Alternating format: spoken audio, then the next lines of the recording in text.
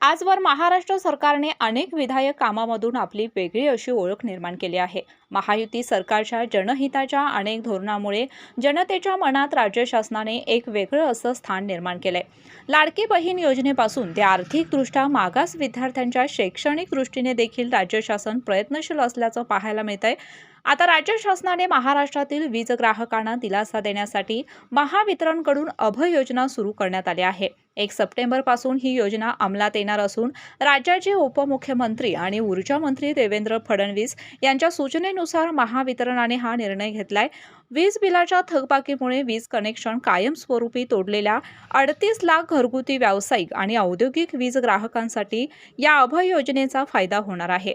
या योजनेअंतर्गत बिलाच्या थकबाकीवरील व्याज आणि विलंब आकाराचे एकूण 1788 कोटी रुपये माफ केले जाणार आहेत।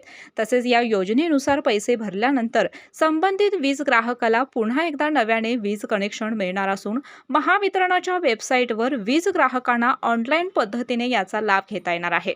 महायुती सरकारच्या या निर्णयाने वीज ग्राहकांनी समाधान व्यक्त केले। अशाच नवनवीन अपडेट पाहण्यासाठी आमच्या केके न्यूज चॅनेलला सबस्क्राईब करा।